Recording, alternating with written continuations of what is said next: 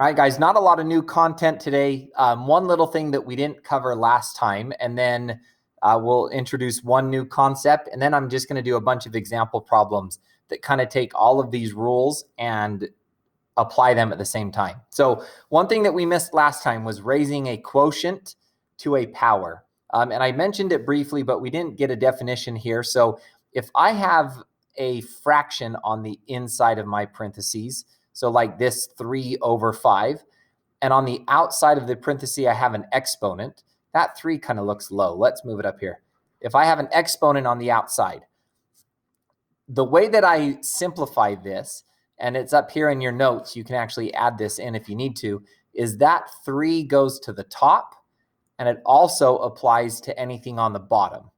So that 3 becomes 3 cubed on top and 5 cubed on the bottom, which your calculator can do that math for you. That becomes 27 on top and 125 on the bottom if you're going to simplify it all of the way, okay? Now, x over y to the 5th power, again, that 5's kind of low. We'll put it up here. X over y to the 5th means that I apply the 5 to the top and I apply the 5 exponent to the bottom. So that becomes x to the 5th power over y to the 5th power. Okay. Now, radicals. Kind of a new, well, I guess that working with exponents, but we want to show you that exponents and radicals or square roots or roots really can go back and forth. We can turn one into the other, which can kind of help you simplify some math problems down the road. So for example, let's say I have a as my base and it's being raised to a fraction. So my exponent is a fraction. So really when we're dealing with these, we're dealing with fraction exponents, not fraction bases. It's the exponent that's the fraction. So 5/6 is my exponent. The way I simplify that, and it's up here in your notes as well, but sometimes I think an example is a little bit easier to follow than this mumbo jumbo. Whatever's on top stays on top. So that becomes a to the 5th power. Whatever's on top stays on top.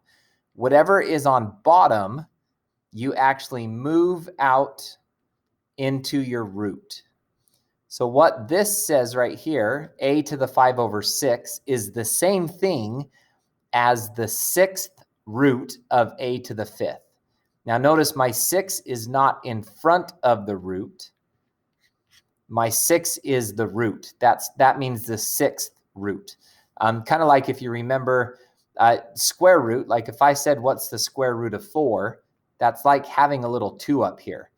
But I could ask what's the cube root of 8, or I could ask what's the 5th root of 6, okay? And your calculator does all of these for you. You don't have to worry about memorizing too many of those, but you do need to know whatever goes on top stays on top.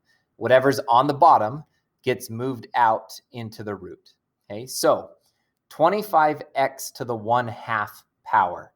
The way that we're going to simplify that, let me scroll up a little bit here. 25x to the 1/2. I like to get rid of the fraction first. Okay, so the 1 is going to stay on top. So I'm going to get 25x. The 1 is going to stay on top. The 2 is what goes in my root. So that comes right here. That becomes my root. And the nice thing about this is 25x to the 1st power, well, that's just 25 times x. And then I still have my square root right here. This problem, the square root of 25, we know what that is. That's 5. And the square root of x, I don't know what that is, so that has to stay inside. So that becomes 5 roots of x. Okay, I know that was a lot to follow. So pause the video, rewind it if you need to walk yourself through that one more time. Actually, you know what? Let's make one more example. Let's use numbers that maybe aren't quite so nice. So what if I said 36x raised to the 3/4? Well, let's get rid of the fraction first. the top stays on top. So 36x stays, and the 3 stays up here. The 4 goes in front of in with my root. That becomes the 4th root of 36x cubed, which is the 4th root.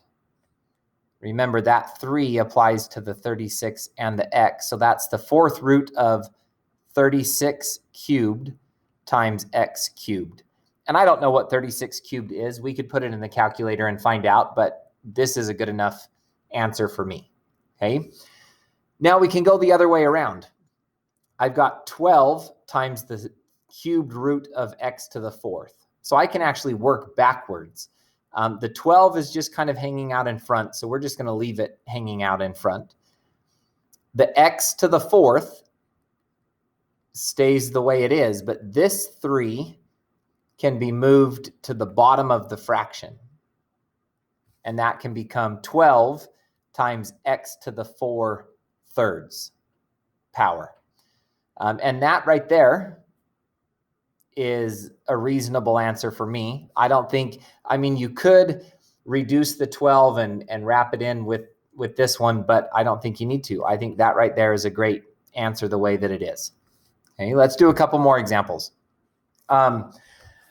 And I don't know, you won't see a lot of, you won't see these more complicated problems on your homework at home on homework 2C, but you're going to see a few of them. And we'll do the more complicated stuff in class, but some of these basic things I do need you to be able to do. So when I look at this problem and it wants me to simplify, so that means it wants me to make it look pretty. Right now it's this big ugly mess. So let's just kind of break this down. I've got 5 times d to the 7/2. So 5 times d to the 7/2, and that's multiplied by 2, multiplied by g to the 5/6. And that is being multiplied by 2 times g to the 7/2, which is being multiplied by 5 times d to the 5/6. Okay, so a lot going on here. Let's just combine what we can. The 5, the 2, and the 5, those can combine. 5 times 2 is 10, times 2 is 20, times 5 is 100. So that's gone, that's gone, that's gone, and that's gone. Now this has a base of d, and this has a base of d. And since they're being multiplied, I need to add the exponents together. So I need to take the 7/2 and I need to add 5/6. And hopefully you remember how to add fractions because you've been doing that since elementary school. We have to get the common denominator. So 7/2 becomes 21/6. So 21 plus 5 is 26, and the 6 on the bottom stays a 6. Does that simplify it all? Yeah, 2 goes into both, so we'll call that 13/3. That reduces to 13/3. So I have d to the 13/3. So my d's are gone. Now I've got a g and a g. So g to the 5/6 and g to the 7/2. So that means I can take the 5/6 and add the 7/2, which I actually already did that. I just have a different base. So I already know that it's going to add up to 13/3. So we're going to put g to the 13/3. Okay. Make sure you can follow along with that one. That's one I expect you to do on the C homework. If you need to pause the video, rewind, go watch that part again. Go ahead, let that help you out. Okay. One more. So 25y to the 4th. And all of that is being raised to the -1/2. Now, there's a lot going on right here. And there's a lot of different ways that we can solve it. We've got to get rid of the fraction up here. We've got to get rid of the negative. And we've got to distribute this. And we can do that in whatever order we want. Let's go ahead and get rid of the negative first. So remember, to do that, I have to take this whole thing and move it to the bottom of a fraction bar. So 1's going to be on top, and I'm going to have 25y to the 4th. I'm going to move that whole thing to the bottom, and that makes this negative go away, and this just becomes 1/2. So let's distribute that 1/2. Let's take that 1/2 and let's distribute it to the 25, and let's distribute it to the y to the 4th. So now I have 1 on top, and I have 25 to the 1/2 power. And then I have y 4 times, remember we have to multiply when we're exponenting another exponent, you got to multiply them. So 4 times 1/2, that's just 2. So 25 halves, 25 to the 1/2, and y squared on the bottom. This looks pretty simple, except one thing that you may want to memorize is when 1/2 is an exponent, that's the same thing as the square root. So if I have x to the 1/2, that's the same thing as the square root of x. And because I know 25 is a nice square root number, so when that becomes 1 over the square root of 25, y squared, I know that the square root of 25 is equal to 5.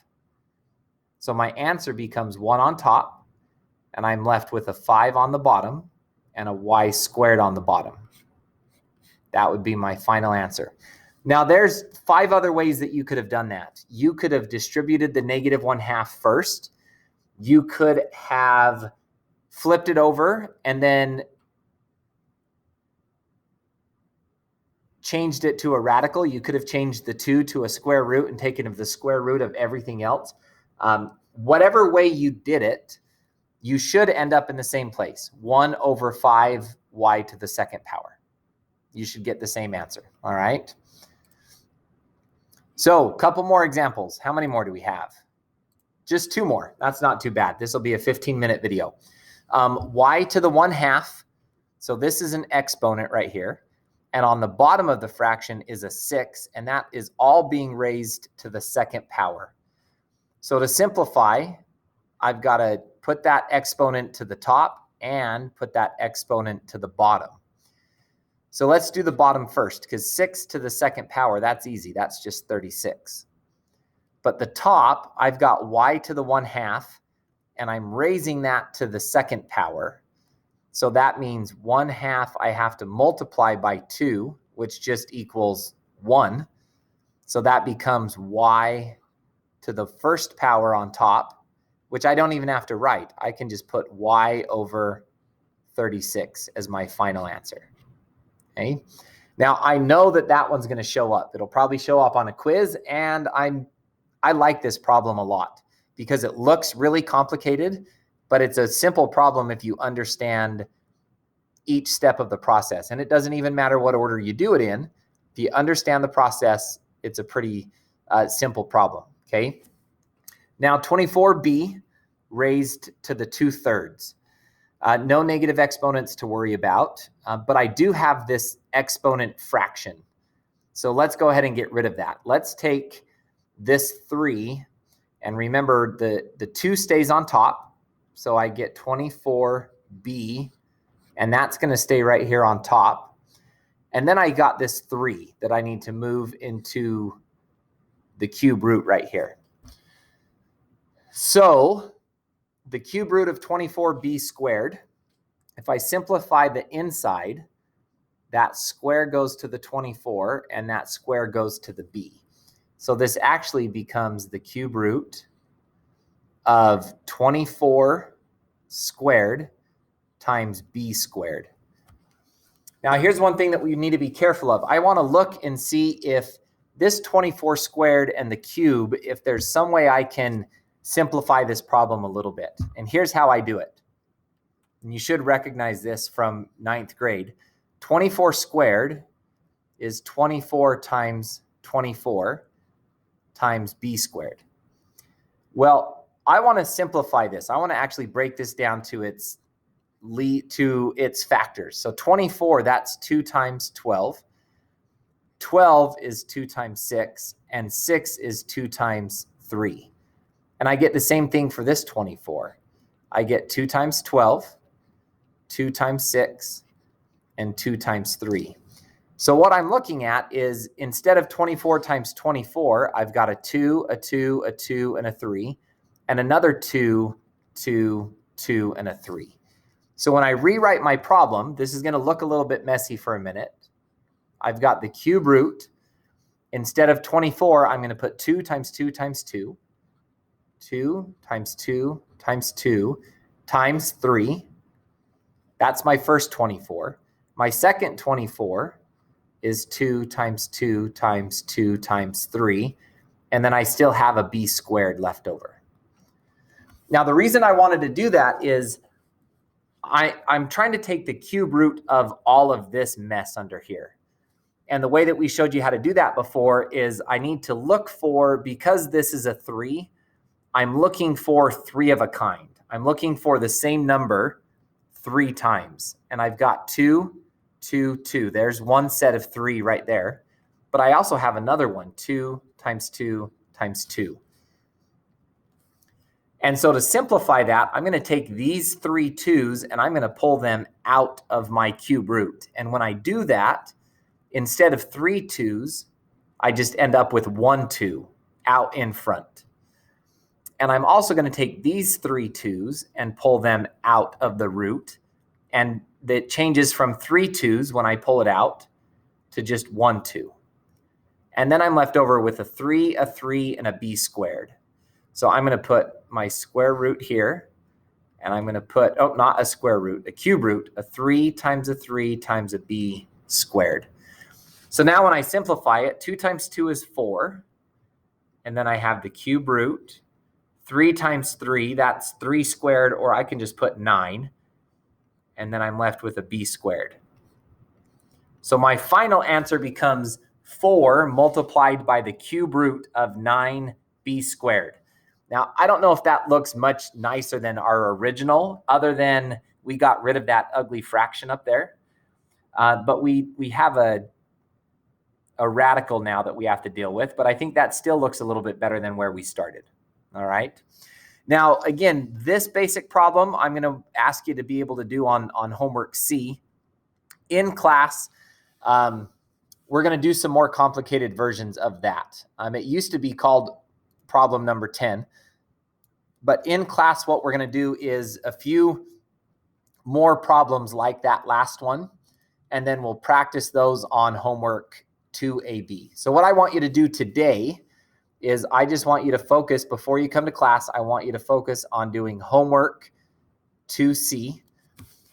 Whether you were here or not, that's a homework that you should be able to do on your own. Just kind of drill and kill problems. And then in class, we will work on, in class, we're going to do more examples like this one right here. And we're going to do homework, homework 2AB. We'll work on that one in class. So if you have any questions, make sure you come prepared to ask them next time, and we'll see you then.